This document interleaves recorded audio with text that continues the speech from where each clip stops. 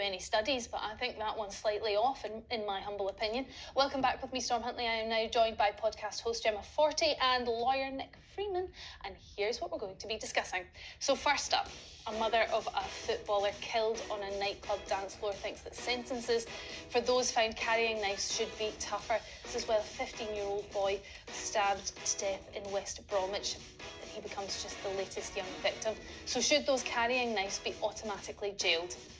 Then council fat cats, that's what we're talking about, or just employees on the market rate. As the annual Town Hall Rich List is published, we're asking if council bosses on 150 grand are being paid too much. At midday, France plans to bring in fines for missing doctors' appointments. Doctors have criticised it, but is it the answer to tackling our 1 million no-shows a month and freeing up GP appointments? Should the UK follow suit and bring in fines for missing doctors' appointments? And finally, texting, eating off other people's plates and having elbows on the tables. Well, more than half of Gen Z declare table manners a thing of the past. So should table manners be taught in school? You can give us a call on any of our talking points. That's 0207 862 2222. I will repeat, 0207 862 2222. Calls from landlines may cost up to 16 pence per minute, plus any call setup fees, and calls from mobiles may cost considerably more. You can also send us a message. Head to Facebook or X, search for Jeremy Vine on 5. When we pop up, you can use the hashtag StormHuntley. All right, let's get into our first topic now. And the mother of a footballer who was stabbed to death on a nightclub dance floor thinks that those carrying knives must face tougher sentences. Cody Fisher was murdered on the dance floor at Crane nightclub in Digbeth on Boxing Day 2022. His killers have been sentenced to life in jail, but his mother fears that won't act as a deterrent. Now, that's as a murder investigation is launched into the stabbing of yet another young victim, a 15-year-old boy killed outside a shopping centre in West Bromwich. So should those carrying knives be instantly jailed? Get your calls in for this one now. Nick, what do you think? I think they should be instantly jailed. At the moment, there is an immediate custodial sentence if you use a knife to threaten someone. Mm-hmm. In my view, I would make sure that if you carry a knife at all, irrespective of your intention, obviously if it's illegal, then you face an immediate custodial sentence. We should have zero tolerance. We need to get the knives off the streets. We're hearing about these tragedies every week. And if I said to you that since 2019, knife crime has actually fallen by 5%, the reality is that if you're a teenager now living in this country, you're twice as likely to be murdered as you were 10 years ago by a knife. So there is a serious problem within a certain demographic, a certain age group. There are all sorts of solutions. I think it starts at home.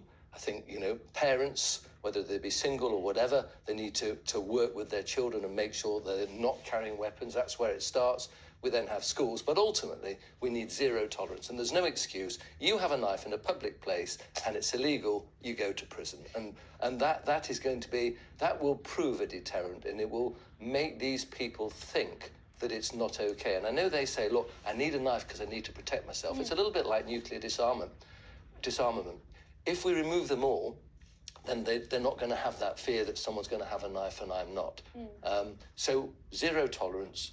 It needs to be a collective approach with education and the law working together. And there have been lots of really good projects. And can I just say, the government have now banned zombie knives, zombie-like knives, cyclone knives. They're moving massively to solving this problem.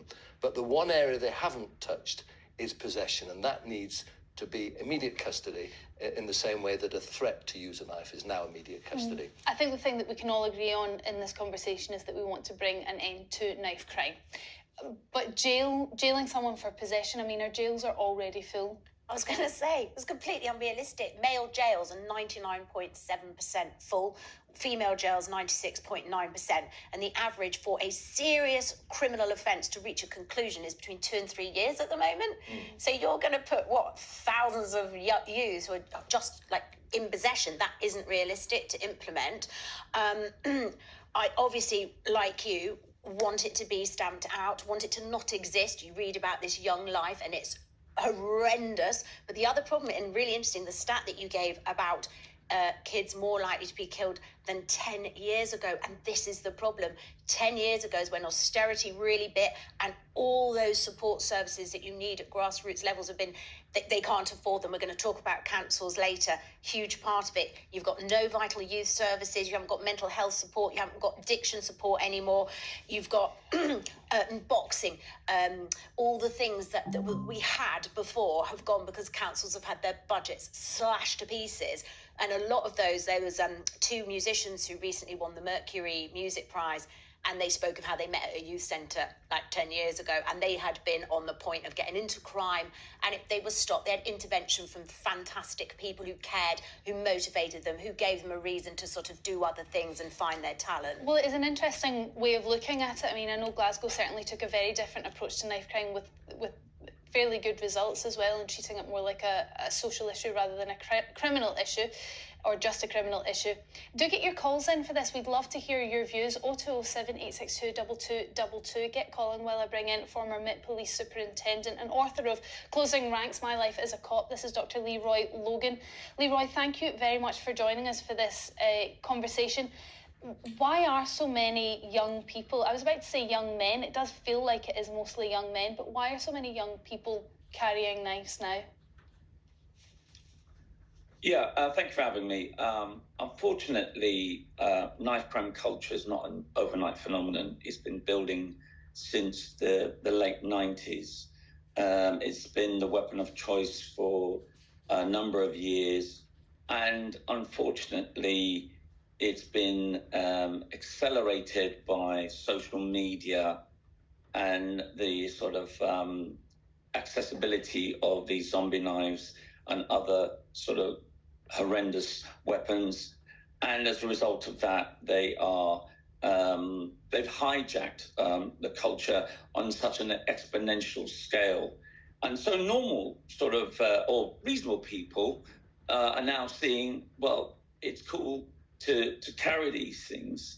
And so there is definitely a need for strong enforcement, definitely, but the education piece is just as important. So it has to be a combination.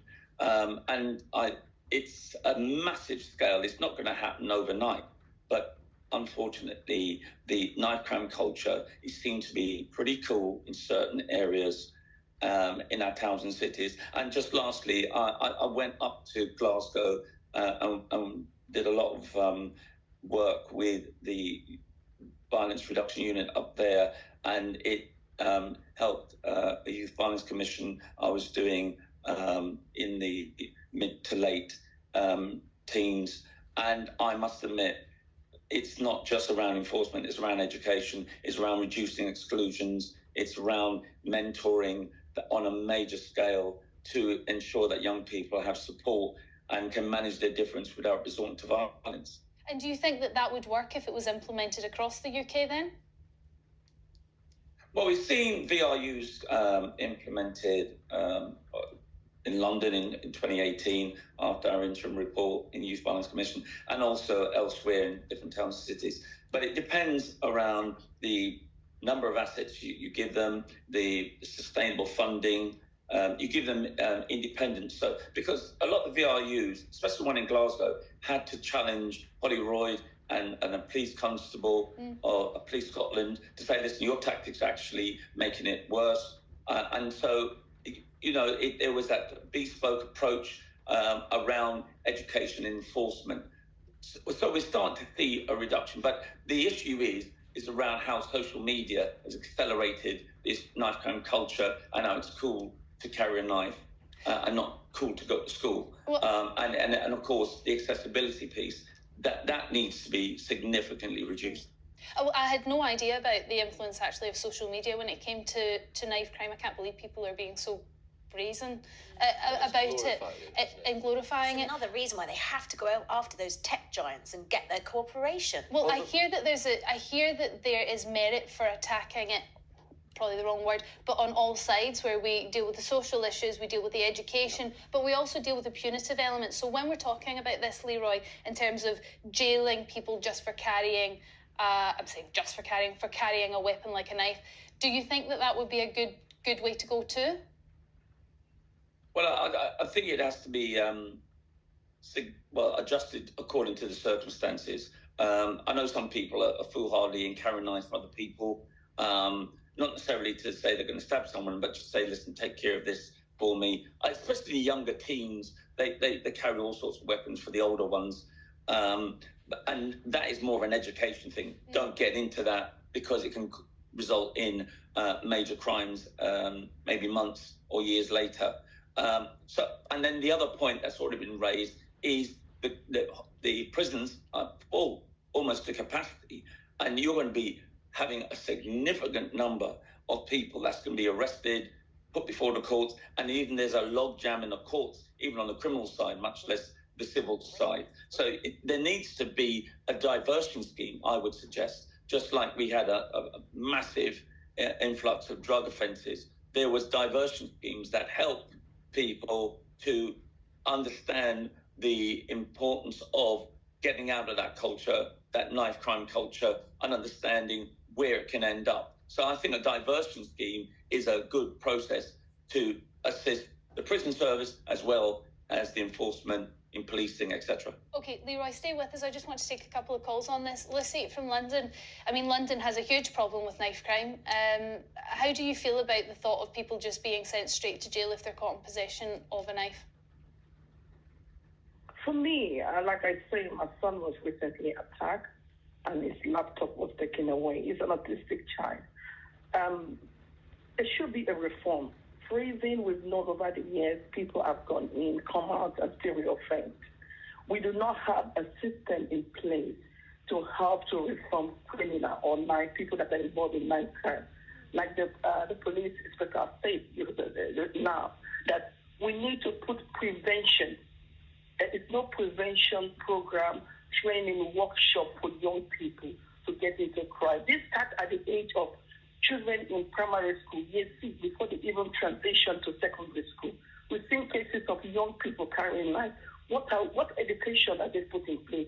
What support are they giving community? When you see something like this happening, what should the community do? There's no form of a set program, set project. The government has no strategy. There's a lot of community people that are doing a lot of groundwork. You need to get the community involved to support young people, to support the community, to support those also involved, so that we can find a lasting solution. Lucy, can I pause you there, just because you've touched on a huge amount of points that I want to get into in a little bit more depth. First of all, I think you said at the beginning that your son was, well, I suppose, mugged under knife point for his laptop. Is that right? Yes. So wouldn't you like to see that person, that criminal that took the laptop from your son, put in prison? I would like to see the person being jailed, being taken to prison, but when he gets to prison, I want to see a reform. I want to see a reform in that person's life, not just going to prison to punish the person, but also educate the person what the result of what that will cause to whoever he has done that to. So it's not just sending the person to prison. You understand? It's also helping that person to become a better person. It's looking at it from the punitive and the rehabilitation side. What's the point in letting them out and they're just going to commit the same crime? Also in the imaginary prisons that they'd have to build. Hang about. Do we not need to prioritize? There's no point saying that we've got no prison places when we need to be prioritising violent criminals. Absolutely. Rather than people who shoplift and commit relatively... You've got rapists who are waiting on trial, and holding a knife, if you're a 15-year-old kid, who's an idiot and needs to be told and needs to be learned... Why do we need to tell people, actually, it's really serious to carry a knife that can kill someone? Isn't it quite obvious? No, because they've all got such pressure coming from, social media? Gangs and where obvious. they live. And of course I know it's ridiculously stupid, but I'm just saying when you've got people who really have committed violence, that needs to be prioritised over a child that hasn't done anything yet. But carrying a knife in a public place is basically violence in waiting. But Nick, how do you deal with children? We're talking about primary school age, carrying a knife. Before then. You start with your parents. You start with your mum and your dad. Yes, but what's happening now is we've got very young people potentially carrying knives, could be caught for it, and then they've got a criminal record. That's going to start. If they're under the age of criminality, then clearly not. But once they reach the age of criminality, look, I'm not suggesting... Which is what? It's 10. 10. So if they're 11, they're carrying a knife, they get done, they've got a criminal record for the rest of their life, they're trying to get into uni, they're trying to get jobs, and they have this following them. Do you not think that if an 11-year goes out with a knife, his mum is going to make sure, his dad is going to make sure, before you go anywhere, you don't have a knife with you. Isn't that, you start at home when they're young, so they know. My son definitely doesn't carry a knife. He's like a little gentle thing. But if he wanted to, the idea that I could 100% police that is for the birds. Well, look, if he takes a knife out, supposing he does take a knife out and he's 11, which, by the way, he absolutely and he threatens doesn't. someone, it's a minimum mandatory sentence. So it's not a quantum leap for possession to threatening someone, is it? We're almost there. And what I think we should do in terms of prison is we need to let out people who shouldn't be there and prioritise violent offenders. And violent offenders, in my view, are people who carry knives. 11-year-olds with knives. Well, potentially, yes. Okay. I mean, it's a perfectly valid argument. I know it I just sounds want to get to more extreme, calls. but I suggest most of these people aren't 11-year-olds. But you've got 238 spaces in Britain in male prisons. Well, okay, I just want to get to the calls. Lucy, thank you very much for your call. Eddie from Glasgow. Oh, Glasgow, great. What's your view on just straight to jail if you get caught carrying a knife? Oh, definitely. I think things need to change. Storm, is this your real name, Storm? It is, yeah. Talk about going off topic, but it certainly is. I was born on a stormy night. I'm named after a character in a book. It's a long story. It's online. You can find it. Right, okay then. I'll phone you later. You know, the main thing is, yes, they should be jailed for it. Because if you're carrying a knife, you've only got one intention. And you can say defending, but generally attacking. But what I'd like to get across to yourself, Storm, and the guys in the panel, is the amount of media violence on the TV and films. You can't even watch Coronation Street without them wanting to fight. You look at American films, they're blowing each other up, stabbing each other. You know, the kids are playing games that they think a gun is nothing. It's they don't really understand interesting. the consequences. I actually started watching a show the other night, A Three-Body Problem or something on Netflix. Anyway, the start of it is gratuitously violent to the point where I thought I'm going to have to switch this off because it just really affected me. Leroy, do you think that's part of the problem as well? Actually, we're just showing too much violence, glorifying too much violence on telly, or is the problem much more rooted in the community? Well, no, I think it's a combination of all of that because social media, TV, you know, it's 24/7 now, and unfortunately, it does glorify thug life, a lot of things. But these are just cofactors. They're not actually going to cause, say, go and stab someone. They may glorify it and sensitize them to the possibility. But it isn't a factor. A lot of these factors are around education. You know, a lot of it should be in the home. Unfortunately, peer pressure is stronger than parental pressure now, especially with social media. And so when there used to be feuds and disputes, it would be confined to a small area. Your parents could get involved in another community. Now it's on social media, it's on a massive scale, and people are into this disrespect culture that ties into managing their conflict by striking first and not managing the conflict by reasonable means. So it is massive that I think the tech giants really need to start looking at media. All this glorification of violence on media needs to reduce. But also there's other factors around when people get juiced up through alcohol and drugs. You know, they look for a weapon, and these sort of things. It's an education piece. It's really people understanding, listen, you can have your differences, but it doesn't mean you pull a knife or you know, just like the young footballer who was, you know, just over a small issue. These guys was hunting him down for 2 days, secreted a zombie knife into this club and killed him in front of his girlfriend, and he died in his girlfriend's arms. You know, that sort of thing. That's a mindset that's been set, for, you know, and it's sensitized through social media and other peer pressure, which parents can't really understand. And that's why I've been dealing with a charity called Void Youth around that early intervention prevention programs, but also we do rehabilitation piece, which is really important. Thank you very much, Leroy. Eddie, thank you for your call as well and bringing that up. Michael from London, what's your thoughts? Jail somebody immediately if they get caught carrying a knife? Yeah, well, I'm an ex-magistrate, I'm a retired magistrate, and in the 80s they introduced a policy that anybody caught with a knife would go to prison for 12 months. Okay. Now, it was just beginning for the knife culture to be coming in at that time, and it was always involved with postcode gangs and their tags, and it moved from physical fistfights to carrying a knife. And the idea was we'd nip it in the bud, we'd put the first couple of hundred into jail, and the rest of them would be thinking about it. What was the impact? Now it was at 12 months, but magistrates couldn't do that because their powers were only 6 months, so they had to send them to the Crown Court for sentence. Okay. When they got to the Crown Court judges thought, well, the jails are all going to be full, so they didn't follow through. And the thing fell apart because the judiciary weren't willing to do what the government at the time wanted to do. That's interesting, Michael. That's going down the view that actually what we're seeing is potentially an increase in knife crime. What? Because the law can't be strong enough on it because we don't have enough places in our prisons. That's the biggest thing. But also, they should never have allowed teenagers to take over postcodes. And that is a policing issue. I'm not sure anyone allowed it. Yeah. Well, they did. They did actually allow it. They didn't stop it. They didn't go in. They didn't follow the tags. They didn't identify the gang members. They didn't do anything about it because it was too much trouble. Well, Michael, I just want to go to, just because Leroy was shaking his head there, what were you shaking your head at there?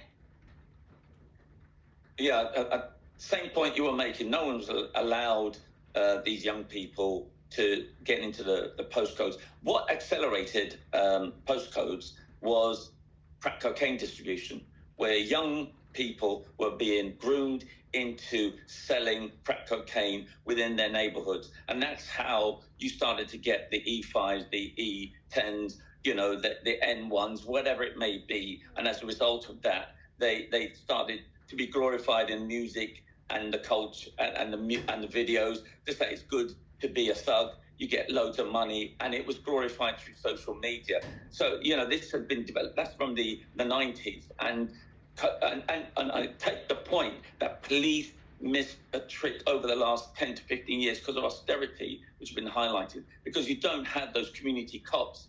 Like when I was in Hackney, I had my Safer Neighbour teams picking up these trends where young people were getting into postcode differences and the violences and the feuds that developed. And because of the lack of community cops, the void has been filled by this dysfunctional role models, the quartermasters, they call them, to distribute the crack cocaine and the knives and guns. So I agree to some extent that void has been filled by these dysfunctional role models who've accelerated the number of gangs, especially around these postcodes. Michael, thank you very much for your insight in that and your call.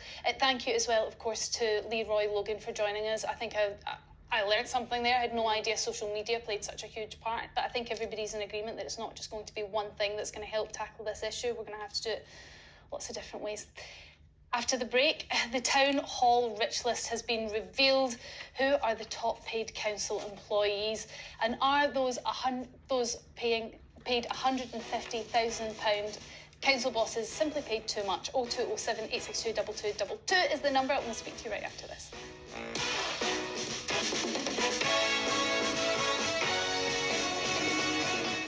A lot of people have a problem with pineapple on pizza. I'm not one of them. Welcome back live on Channel 5 with Gemma and Nick. Now later, France plans to bring in fines for missing doctor's appointments. We're asking whether we should do the same thing. But now I want your calls on this. 6-figure salaries. This is thousands of council bosses who earn more than £100,000 and hundreds more than 150,000. It's according to analysis by the Taxpayers Alliance, which says that council employees' salaries are rising as people's council tax bills are also going up. But the local government associations say that the councils are complex organisations with huge budgets, and it's important to have people who have the right skills and experience. So, who's right? Are the council bosses on £150,000 simply paid too much? 0207 862 2222 is the number to give us a ring. What do you think? Are they just paying the market rate, Gemma? they're paying a bit less than the market rate if you compare it to the private sector. It's a huge salary. It's something I would aspire to, but you need the very, very best people in there because those councils are an absolute mess, and managing them must be incredibly stressful, and they are absolutely held to account, and there's a lot of scrutiny. Well, then should we pay them more? Because if we're below the market rate to get the best people, we need to hike What up the I've price. learned is looking into this is you think about councils, you think about your bins. Actually, there's about 800 things that they're responsible for. And what's so sad, and the reason all these councils are going bankrupt, and then you've got the Tories who are all going, oh, yeah, well, bosses getting paid too much. It's absolutely pathetic. In 2011, the sector spending was 1.48 billion. In 2021, 379 million. So it was Cameron and Osborne absolutely cut off the money coming from central government. And what's happened therefore is councils are doing the mandatory stuff, but all the stuff that was at their discretion, playgrounds, toilets, leisure centres, youth centres, museums, Sure Start centres, libraries, gone. Right? So you've got towns that are in a real mess. Of course, I resent my bills going up because everything is going up, but they're in a mess. And it goes back to the usual thing, just austerity, total false economy. I wasn't expecting you to defend a council boss on 150,000. Well, I reckon they've probably got the biggest headache of their lives trying to stop these places from going under. What do you think, Nick?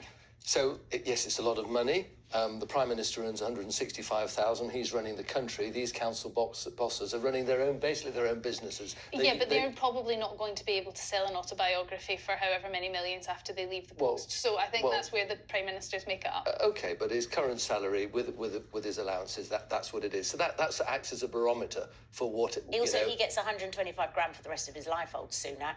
When he finishes, yes. Sorry. But there are pension payments in the councillors as well. So it's a lot of money. There is an argument that, look, there's 317 councils at the moment, okay? Over 3,000 councillors are earning over £100,000, and 25% of those, roughly, a little more than that, are earning more than the Prime Minister. And the fact is that in 5 years, they reckon that 50% of our councils are going to be bankrupt. So that tells me we haven't got the right people running the show. Okay, either they're not up for it, they haven't got the skill set, they've made appalling investments, they're not running the business model. They haven't got the funding. Hang about. No. They have got the funding. The funding has shifted. The funding used to be from central government. Now it's business rates, it's council tax, it's leisure centres, car parks, all those sort of things. They raise their own money. So that's passing it on to us. No, but that's the business model. That is their business model. But when people are in a cost of living crisis, you can't keep whacking up parking and whacking up the council tax, and that's their source of revenue. So they have a business model. They work out how much does it cost to run this? How much income am I going to generate? It's just running a business. But they still get 68% what they need from central government. There's just a massive void. No, they don't get 68%. Where have you got that from? I've read it today. No, they get the vast majority of their income is self-generated from their own council. There's a very small reliance on central government. So that's the bit that doesn't work. Doesn't it show then that the model itself doesn't work? If we have so many councils struggling and going into debt now, doesn't that show that actually it needs to be funded more by the government? No, I disagree with you, because you've got at least 50% of the councils that are working. And you've got, for example, one council... Surviving. I'm not sure every council's thriving. Look, I think every business is finding it really tough at the moment for all the reasons we know about. So we're in a fairly unique area in our time. But at least 50% of the councils are run properly. You know, one lady from Hampshire, she was paid £614,000, which seems an inordinate amount of money for running a business. Yeah, that was ridiculous. But if she did an amazing job, and that council is actually making profit, then good luck to her. There is an argument, paradoxically, for saying, actually, as you've touched upon, pay them more. We haven't got the right people running the councils. They haven't got the skill set. So pay them more. That's my view. Wow. Sandra from Coventry, what do you think about that? We're going to pay them more in order to get better people to bring our councils out of the tough time they're having. Well, I'm appalled with our council in Coventry. I'm not at all a fan. I mean, we had a chief exec at one point. It was on nearly 240,000 a year. He now has landed in Oxford somewhere. I mean, it's just they waste money. They waste loads of our money on fruitless objects and things. We don't get to talk to them. They don't speak to us. And at the end of the day, I would like councils to have an inspection like I was in school. We had Ofsted inspectors. I had nothing to sort of argue with them about. They came in to do a job, and I think the council should have similar. We should have an inspector to inspect councils to see if they're running the show properly, not wasting money on fruitless objects and buying properties that are not worth a fig. And I think they should all be sorted out. Well and truly, my council tax has just gone up. Perhaps I think it was £11 a month. I'm a pensioner. Where am I going to get another extra £11 a month from when the government doesn't give it to us? This country is actually, I think, finished. We've got no proper government. I mean, Keir Starmer changes his mind like he changes his socks. And I think it's got to all be re-looked at, and we've got to have people. I mean, look at the surgeons that do brilliant jobs. They don't get the money that some chief exec gets for running a council and running it badly. Sandra, you've brought up a lot of things there. It's not been the most positive call I've ever had, but I understand your frustration. When you're talking about how much the council bosses are being paid, that seems to be the going market rate. And actually, having spoken to the panel here, there's an argument to say that we're not paying them enough. We're paying them sort of below the market rate and what they could get in the private sector. So we're getting maybe the worst people. Maybe we need to get the best people. We need to take them out of the private sector and bring them back in so that we can get councils run properly. Would you support that? Properly, I don't think people would argue. But when you don't get your bins emptied regularly and you're paying a price or a premium to pay council tax, and then you'll get somebody that's sort of switching off and not doing the job properly. No, I'm sorry, I don't agree. They should get paid for what they do. I appreciate your frustration wholeheartedly. You bring up an interesting concept here, a sort of Ofsted for councils. What do we think about that? I think they've got enough on their plate, to be quite honest. Just we wouldn't put it to Ofsted, but we would give it to another governing body that look at councils and make sure that they're not fritting away the cash. And they are. I mean, if you look at Birmingham, for example, they were paying £300 a day for one child to get a taxi ride because of certain disability to a place not many miles away and back. So it's very easy to spend money. There's huge waste. There's huge incompetence. If you look at the investments that these councils have made, they're clearly not. They don't have the skill set to make proper investments, and they've lost fortunes and fortunes of taxpayers' money. And then, of course, they've got a huge hole, and then they need to fill it. We're sort of talking about the same thing, which is that we used to get all the money for the councils from central government. Yep. They have stopped that now. Yep. And that is fundamentally when it's all gone wrong, because the only way to recoup the money that they had is to pass it on to everybody that lives there. And that doesn't work. And they have had to pare back everything. So there are various councils talking about, for instance, if they get a call and they go, oh, my child's suicidal, it's like they're having to say, well, have they actually done anything about it yet? Whereas 10 years ago, they would be straight in there with support. But you know, people didn't want Westminster ruling Birmingham and Manchester. They want to rule their own entities. But it hasn't worked out like that. But that's what they asked for, and that's what they've got. And it's their job now to get the right people in to manage that business model. But funding and ruling are different, right? So you could give money to councils in order for them to rule their own patch in the way that's most appropriate for them. Exactly. And maybe that's what the councils maybe the solution lies somewhere between the two. There's more government funding, and you get more competent people running the councils. Because clearly some of them are working. We know about 50% are working quite well. I mean, 50% are going to go backwards. Imagine being given the job of going, here you go, run that. You used to have that much money. Now you've got that much money. Everybody's upset and no one has got...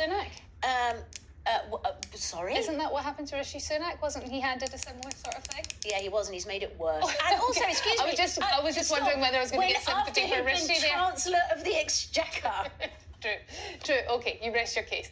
Let's go back to the calls then. Douglas from Edinburgh, what's your views on this? Do you think that these bosses are being paid too much, or maybe not paid enough? I think they're all getting paid far too much.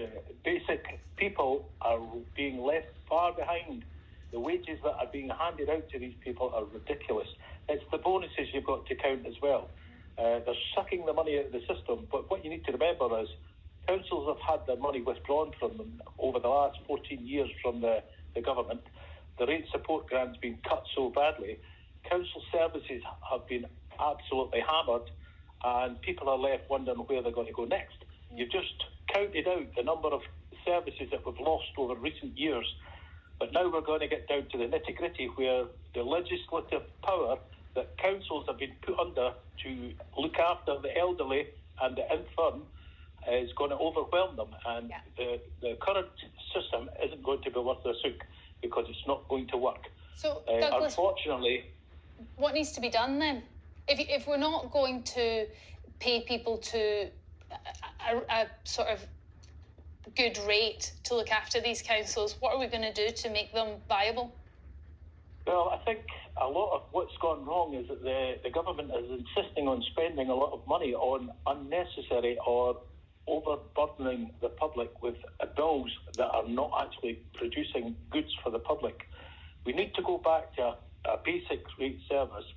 I'm all for having equality amongst everyone, but in recent years we've had the male-female, who's who and what's what, changing road signs for languages. Okay, Douglas, so you're basically getting at inclusivity's caused us to not be able to fund the country properly, is that right?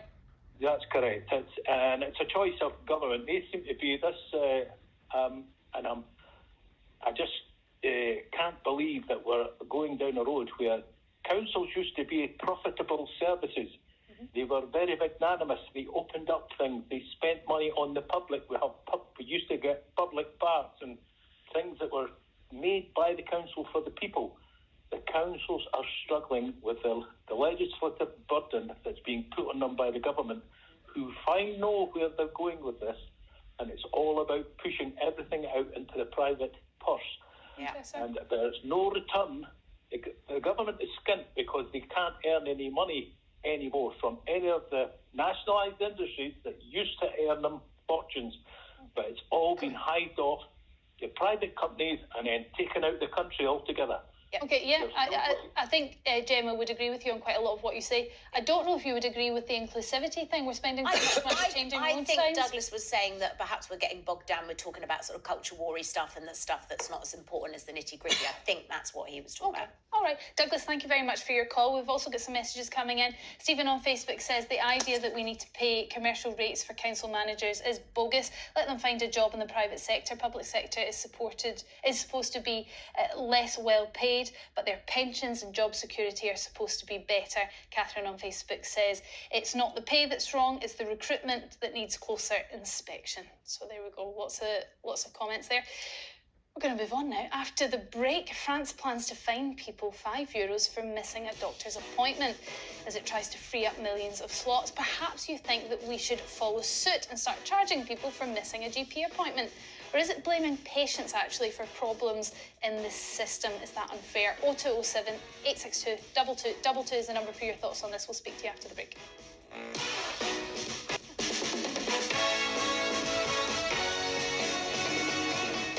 It's to do with how their wings structured. I think we can take a little look. It can reverse. Yeah, it can reverse. It can also fly upside down. I think their wings are in like a ball and socket joint, much like our hips, so they've got far more flexibility in movement. But yeah, intriguing little birds. They're very cute. They look like Indian minor birds, don't they? I think that's enough of the birds for today. What do you reckon? Quite interesting. Very interesting, yeah. You can take that one and share it with somebody else. Welcome back. We are live on Channel 5, also live on My 5. Gemma and Nick are still here with me. And now, people who fail to turn up for a doctor's appointment in France are set to face a £4.30 fine under new plans by the government, unless they have a good reason not to. Similar plans have been discussed in the UK, where more than 1 million people don't show up every month, and the missed appointment slots cost the NHS an average of £30 each. But doctors warn that it would put the blame on patients and undermine the principle that the NHS should be free at the point of care.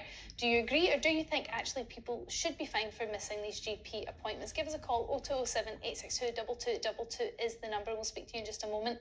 Nick, have you ever missed a GP appointment? No, I've cancelled it. I've phoned and said I can't make it for whatever reason. I've never not just turned up. I mean, I think it's an excellent idea. It's a complete no-brainer. You know, we have GP appointments on the health. It's free, but not at any cost. Because not only are you using that time, but actually you're preventing the doctor from diagnosing somebody else's problem, which in turn can have a huge knock-on effect for the costs of the NHS. So I don't think it's just £30. So what I would do is say, look, you miss an appointment, you can cancel it with a phone call. Obviously, if you've got a good reason, that's different. If you miss one appointment, you get fined £5. It's a token effort. Most people can afford £5, and if not, don't miss it. But I would then have a system that if you've missed one appointment within 12 months and you need to make another one, and it costs £30, you lodge £30 with the doctor's surgery for your second appointment, which you get back when you attend the appointment to make sure it doesn't happen again. And if you just miss 3 appointments in a year, I would actually say 3 strikes and you're out. You're no longer a member of this surgery. Well, the surgery, Yeah, but that's you could it. access another surgery. If they'd have you, and they'd be aware that you've done that. We have to take responsibility. You just can't say everything's free, I'll dip in as many times as I want and I'll cost as much as I want, and there'll be no consequences. We must take responsibility. We're facing huge delays in doctor surgeries at the moment. These people are the cause of the problem. It's not a resource problem. These people are just not behaving responsibly and decently. There is a sort of psychology behind something that we get for free. We don't value it as much. And we're missing 1 million appointments each month, Gemma. We have to do something in order to claw those appointments back. You know yourself, it's impossible to get an appointment. Yeah, so there's a few things here. Firstly, if you want to stop people missing appointments, interestingly enough, this might not be the way to do it. If you just want to raise a bit of money that could go into NHS, perhaps it's a good idea. But 5% of appointments are missed. It tends to be the most deprived and the people that really, really need the most support. There's often mental health attached, depression or so on. Perhaps that person simply couldn't get out of bed. So doctors do have some sympathy for those types of people. And then, of course, there's the odd person who's just rude. But what's really interesting is psychologically, on the whole, if you've got a pickup time, for instance, so they've shown this with a scientific study around nurseries. If you have to pick up your child by 6 o'clock, most people are rushing to make that. And it's like, sorry if you're late. The minute they start in that situation saying there's a cost if you're late, actually, quite a lot of people are like, oh, it's all right, I can be late and then I'll just pay. You might end up with more missed appointments where, I know it's interesting, but there's that kind of reverse psychology where people might go, oh, I didn't call, oh, but it doesn't matter, I'll pay 15 quid or I'll pay 10 quid. Now, obviously, not everybody's in a position to do that. And that will be the luxury of the wealthier. Exactly, whereas the people who'd be really, really being penalised perhaps have real, genuine, fundamental problems. Well, no, but if they do, then the doctor's surgery can say, listen, I understand your problem, we're not going to impose a fine. Yeah. They have a discretion. I'd always give the doctor's surgery discretion as to whether it's a reasonable excuse or not. When I read this story initially, I did think, because a lot of the doctors and the GP appointments are taken up by the older members of society, more likely to have dementia and memory problems. And I thought, well, what if you've got somebody with dementia, they've booked an appointment and they've just forgot? Okay, and I think GPs quite like a missed appointment. They're going 10 minutes. They get to do a bit of notes. Well, but you get reminders now, don't you? You get reminders. Yeah, you get pings on your phone. I don't think if it's dementia, to be fair, if it's dementia, then that's clearly a reasonable excuse, isn't it? You would hope that they would have things in place to make sure that wasn't... Yeah, exactly. That didn't become a problem. That didn't become a problem. Yeah. Pete from Nottinghamshire, you're up first on this one. What do you think about fines for missing appointments? It would help fund the NHS a little bit. It sounds good, but here's the problem. We can't even get an appointment to see a doctor. How about finding doctors for actually giving us appointments? You ring at 8 o'clock you ring 5 seconds before 8 o'clock in the morning and you're told, not open yet. You ring bang on 8, finally get through, all the appointments are gone. I feel like you've called before, and if you haven't called before, we get a lot of calls complaining about the exact same thing. I mean, is that the doctor's fault, the fact that there isn't enough of them and there's such a high demand? Well, it's not my fault, but it's the way they spread the appointments out. If they changed the way they did the appointments, if they set out a tranches, like for the first 15 minutes, a certain amount of appointments go, and for the next 15 minutes, a certain amount of appointments go, but they let them all go at once. But this system, Pete, will create more appointments, wouldn't it? The whole purpose of this, Pete, will be that the people who aren't going to go would be disincentivised from missing their appointments, which would help people like you who want to have appointments. You're missing the point here. Am I? Sorry. Okay, so tell us again then, what's the point? This morning, and I get the exact same thing day after day. Because the system's not changed, Pete. We're talking about changing the system so that there will be available appointments for you. I've asked about changing the system. They said, they're thinking about changing it. But that was last year.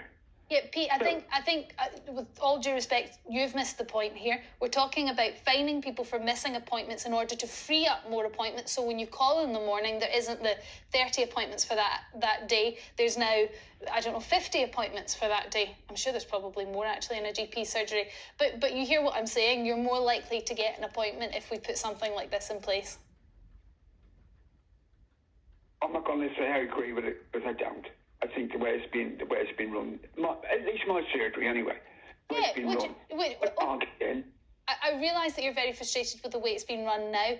What do you think has to be done to make it better for you to get an appointment?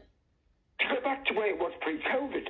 I had no problem before that, but all of a sudden, because of COVID, which is, as far as I know, it's not the big thing it was. You still can't get an appointment. We've got a terrible lack of doctors and medical staff across the board. Over 100,000 vacancies in the NHS. And I know a GP, you've got a friend, her surgery's gone from 8 to 2. Oh, okay, wow. But you've got an awful lot more sick people since COVID. Yeah, so then you've got the perfect So storm you've got the perfect storm, exactly. Because, Pete, I'm a bit confused as to how the system changed after COVID, other than a reduction, more sick people and a reduction in the number of doctors. Well, that puts more the pressure. Excuses they give to say, oh yeah, we're in touch with more people. They're talking to people on phones. They're not actually giving them monthly appointments. You don't want... Well, technically, face-to-face appointments take up more time than an online consultation or a phone consultation. So that's a way of them trying to get more people seen too, Pete. But I understand, again, your frustrations with that. Thank you so much for your call. Kathy from Lancashire, just want to get through. We've got lots of calls on this. The minute you mention GP appointments, the phones go off the hook. What's your view on missed appointments and people being charged for them? Absolutely not, Storm, and nice to speak to you. I've tried to ring up and I've changed surgeries because of this. You are 20th in the queue and then you get cut off. How are you supposed to cancel an appointment if you can't get anybody to answer the phone? Yeah. Well, are they not answering the phone because all the appointments are fully booked and they're just inundated with people? Or how can you cancel your appointment if you're too ill to go or you need to change the appointment? I see what you're saying, Kathy. So you've been in a situation where you've tried to cancel the appointment and you actually can't get through on the phone lines. And I can't be the only one. No, I'm sure you're not the only one. I'm sure we'll have lots of people saying the exact same thing. That's a fair point. Can you not change it online? Well, not everybody can access online.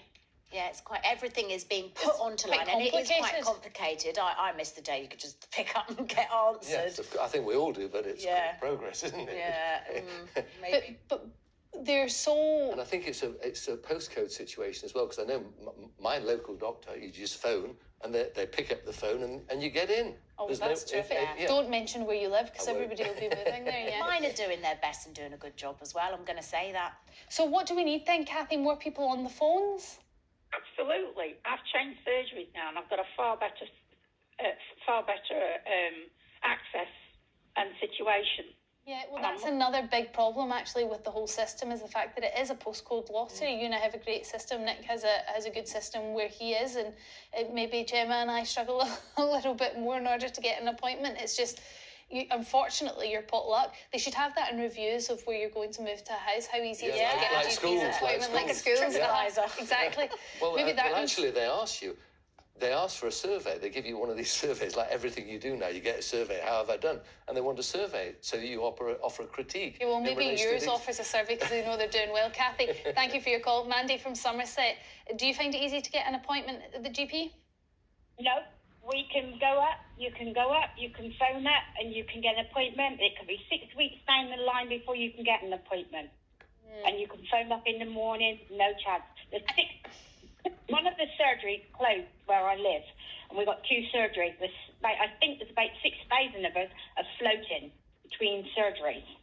Wow. And you cannot get an appointment when you want one. Well, Mandy, also, if you're waiting 6 weeks for your appointment, you're likely to have got over whatever it is you were struggling with, potentially, or just forgotten you have the appointment. Or it might be too late. But what the hospitals are doing and what the doctor's surgeries are doing here, when you do get an appointment, they will text you telling you not to get your appointment. So, sorry, I missed that bit. So they text you when your appointment's going to come in? Yeah, they text Oh, you like the well, that's day before, 2 days before, they're telling you not to forget your appointment. Well, that's quite handy then, Mandy. At least they're doing that. Yeah, but it's getting an appointment first. Yeah. You can't always get one. Well, considering they're doing that, does it seem reasonable then to fine the people that just don't rock up on the day? Yeah, but if you're disabled or anything like that and you struggle, and as he said, go on the net. I'm dyslexic. I can't read or write very well, and I cannot get on with computer items and things.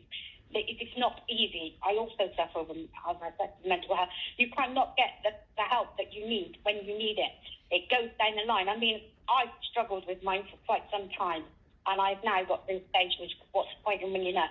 Because you're not going to get no one. Well, see, this is the really disappointing thing, is that's the last thing that the NHS wants, is people who probably really need to see a doctor just thinking, what's the point, because I can't get an appointment. Can't be bothered feeling ill, staying on the phone for it. That's what a lot of us are thinking where we live. But Mandy, can you not get someone to help you sort? No, I live on my own. Yeah. And my relations are dyslexic as well. So it would be best for you just to be able to pick up the phone, and that's a struggle to get through to them. Yeah. Mandy, I mean, I don't have anything to make it any better for you, unfortunately, but No. I hear your But frustration. with them saying finding people for not turning an appointment. Yes, if you can't if you can't get an appointment for when you need it, and they try and say, oh, you can have an appointment at such a date, then you say yeah, but by then you could be all right. Yeah. And then you've got to try and get through to cancel it, and you can't. Mandy, thank you very much for calling to share your experiences. Gio from Edinburgh, how is getting a GP appointment in the capital of Scotland? Hi, good afternoon, Storm and the panel. Hi there. Hi there, I just think that's one of the best panels we've ever had. These two people talk a lot of sense. I really like what they've got to say. I'm delighted. I mean, they probably don't agree with each other. It's not often we hear that. So, anyway, what's your just get back to the point. Yeah, I think it'd be a good thing, like France are doing, is bringing in this £5 fine, because what the chap said earlier on was very relevant, you know. Because the thing is, I'm a mental health nurse myself, right? Okay, and you try to get an appointment in the morning, Storm. You phone at 8 in the morning, you could be there till 9. You don't even get through sometimes, right? Now, the thing is, if people make that appointment, they've got the decency and the courteous to call up and say, look, I can't make that appointment. That's my point. That's my say on it. And it's going to be a grey area, like the lady said earlier on, about people with dementia. I understand that, but you're going to have to track people and understand that. It's not just the NHS. Gio, it's not just people with dementia, it's also people that come from maybe chaotic backgrounds, people that are struggling financially.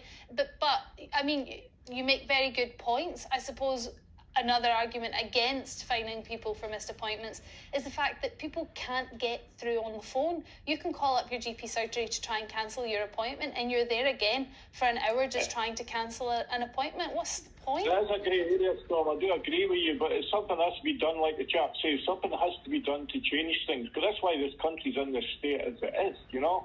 There's a lot of people sick out there, and I understand that, but if you keep serially doing it all the time, right, what the chap says, I think you should be thrown up to surgery. And I'm a mental health nurse myself, right? So I deal with lots of people. Yeah, but it's going to be mostly people, but a lot of those people will have mental health problems, won't they, Gio? You can't just throw them off No, I'm not saying that. I'm not saying sounding like, way back in the Roman days or anything. I'm not meaning like that. Obviously, you're picking me up wrong, Storm. What I meant is, it has to be looked at. It has to be changed, like the chap says.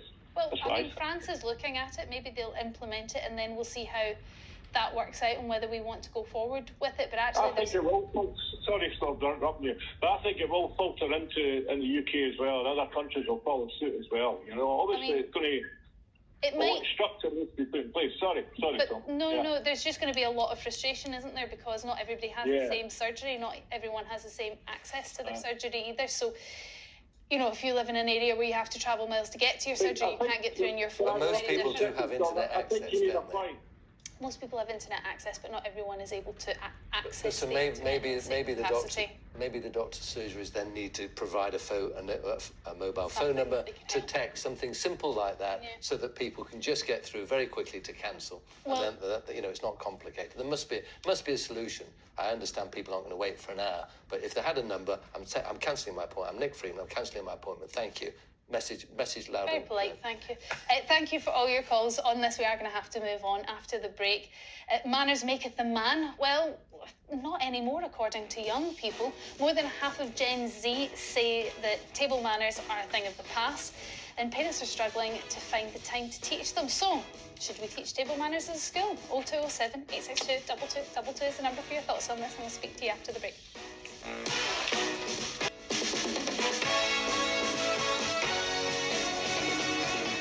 Has the capacity to house 30,000 people, but at the moment there it is, only housing 20,000. I mean, it's its own little, horizontal, vertical town, isn't it? I wonder what the fire risk is like in there. Well, I dread to think, actually.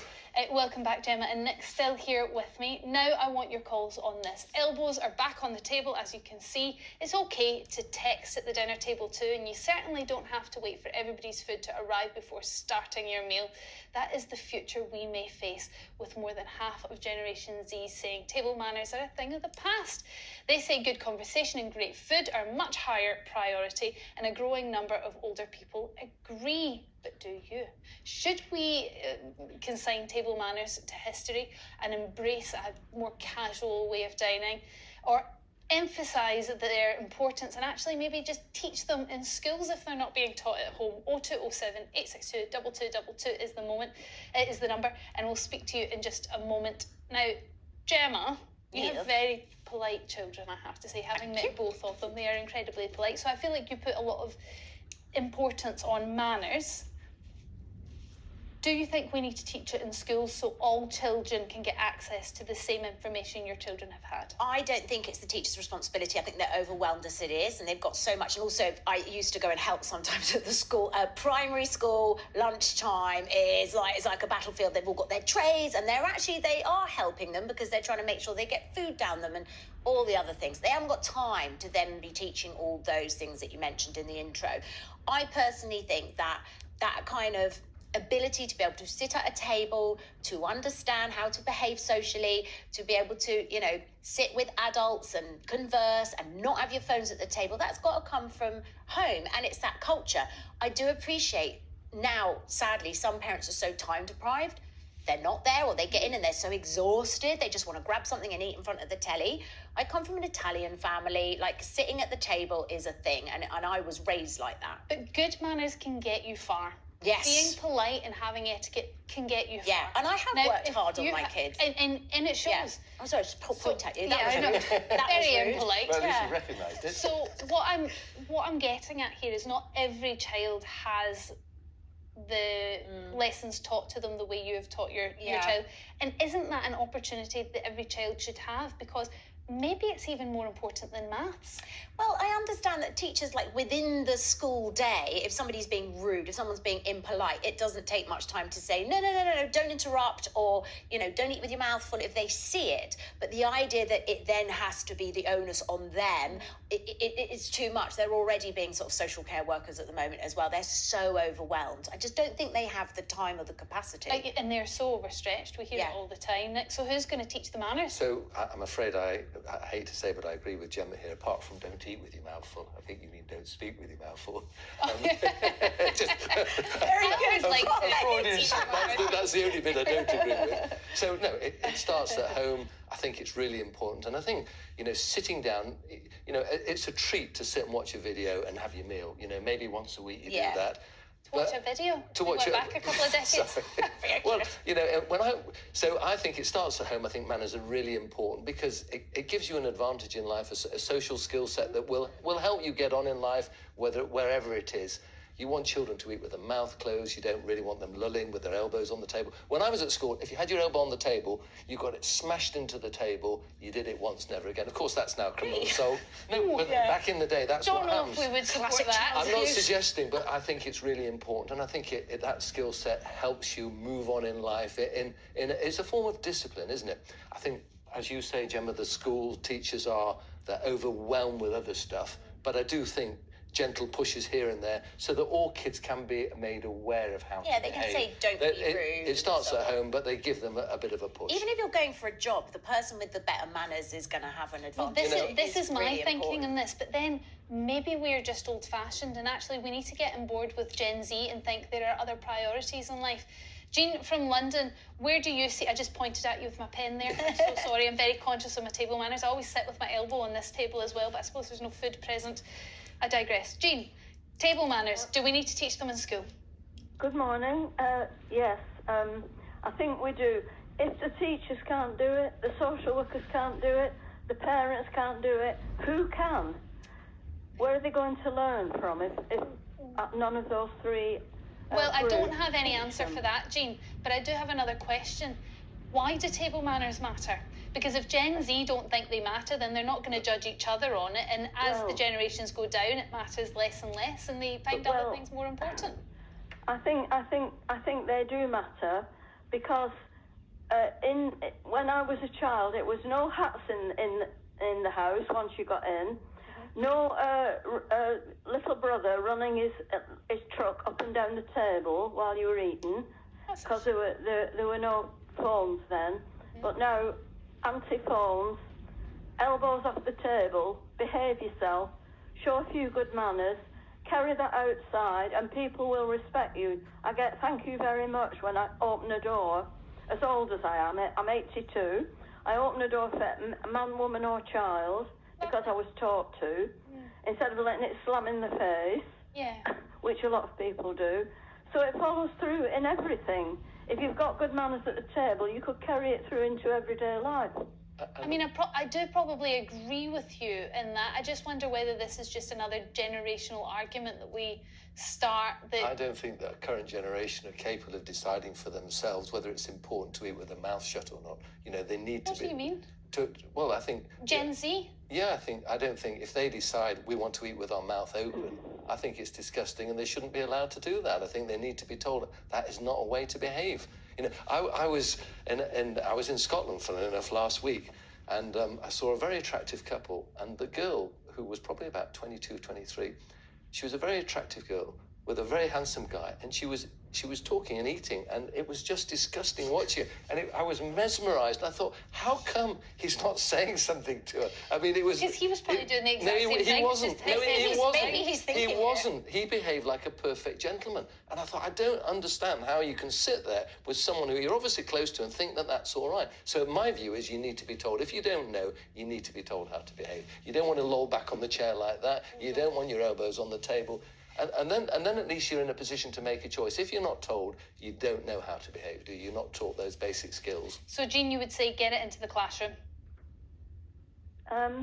If possible. I know the teachers are hard-pressed, but the teachers were quite hard-pressed when I went to school as well. But, do you think it's more important than maths? We were taught how to behave, so that when the teacher came into the room, no cheeking the teacher, no hitting the teacher, no spitting at the teacher. There does seem to have been, I mean, we laugh at all of that, but there does seem to be a bit of a breakdown in schools now, Jean, which is why teachers are under a huge amount of pressure. I mean, stats out recently are just horrendous, the sort of things that teachers come across on a daily basis. But I take your point, Jean, thank you so much. Eileen from Lancashire, table manners, do we need to teach them in school? And is it more important than, say, maths or English? Well, last year, my 8-year-old granddaughter, my 3-year-old grandson, he dropped a piece of sweet corn on his plate. And I just picked it up and ate it. And he went mad. He said, Mum, she stole some of my food. And my son and my daughter-in-law went mad at me. And then this year, my granddaughter, who's 8, she dropped a piece of chicken on my plate, and I picked it up and ate it. And I got told off by my daughter and my son-in-law. I think you need to go back to really school, Eileen, and learn your table manners. Well, I know, and I've got good table manners, but I was just having a joke with them, and 3-year-old and 8-year-old don't understand when you pick a piece of food off the plate, because they went up the wall. So I got told off. Definitely. What's interesting there, it may be that the 8-year-old and the 3-year-old have impeccable table manners. It could be that they're just quite possessive over their food, because if I try and take a blueberry from my son and he's only 21 months, you know, World War III breaks out in our kitchen, it's not happening. But this might be a good sign then, Nick. This could be Generation Alpha, which is their generation, actually have impeccable table manners coming up. Well, fantastic. So it's just the Gen Z we need to worry about. When you ask the question, is it as important as maths? I don't think they're mutually exclusive, are they? I think they're all important, and social skills. You know, the problem is a lot of parents now haven't been taught themselves how to eat and how to behave. And I think a lot of the problems that we constantly discuss on your show and Jeremy's show arises because we have a breakdown of the family unit. And I think you can trace so many things back down to that problem. Do you know what? I used to sometimes, if we'd been at friends or something, and when my kids were smaller, put in the car on the way home, we'd do a review. I'd be like, did you think that was a bit... I'd like point out when other kids had been rude. Why was that bad? Why do adults think like that? I'd break everything down. Yeah. Sometimes I'd say as well, eye contact. If an adult's talking to you, look them in the eye and ask them a question back and remember what they said and try and remember something. You know, I was quite a taskmaster. No, but that's good. But they're quite socially... You advantage your children, don't you? Yeah, I don't think that's a taskmaster. I think that's just getting them interested in social dynamics, which will fare them well in the workplace. And Eileen, I know it sounds quite facetious to ask whether it's, Eileen's apparently, she's disappeared, she's had her say she's away. So I'm going to put this to you, Carol. Carol from Staffordshire, you're up next. I know it sounds quite, nonsensical when I ask whether it's more important than maths, but it's actually a serious question because your academic prowess is one thing, but actually day to day what gets you by is your personality and how you conduct yourself. And there's an argument to be said that actually that is far more important than any sort of academic prowess that you might gain at school or university. What do you think, Carol? Well, I do obviously think maths and English are very important, but I think there's a certain element of etiquette where you can go out and eat with your family and you can sit at the table, and I mean that's quite nice. But I think there's a lot of people that just don't eat at the table anymore. I don't really know. I mean, I live on my own, but I still sit at the table, whether it's in my dining room or whether it's in my kitchen, but I still eat. Sorry? I always find it more comfortable to eat rather than trying to eat a plate off your knees and then it gets all imbalanced. So I can understand why you would still eat at a table. But you make a good point. That's not happening all the time. It's not happening because two parents are working and the whole family aren't at home at dinner time. So if that is the case and that's what we're seeing across society, is it then the place for the school and our education system to put that education in place? Well, the thing is now, when you're at school, I was a dinner lady at one time, and now they've all got these plastic trays. And they've got this, that, and the other, and it's like a prison camp. And I know that sounds awful, but no. I think it gives us all the description we needed in our head, Carol. But did you ever feel the need to tell them how to behave well then? Well, exactly, yes. And the thing is, why can't we have a plate and a knife and fork at the dinner table, even when they're at school? Yeah. When I was at school. Standards are falling, aren't they? Yes, definitely. Well, Carol clearly thinks that. I mean, I still stand by my principle that actually algebra will get you so far, but actually good manners and a nice mannerly way about you would get you much, much further. That's all we have time for, unfortunately. We've run out of time. Thank you to my wonderful panel, Gemma and Nick, for joining me today. Thank you for all your calls. Jeremy will be back at 9:15. I will be back shortly after that. But until then, have a lovely afternoon. And we'll see you tomorrow.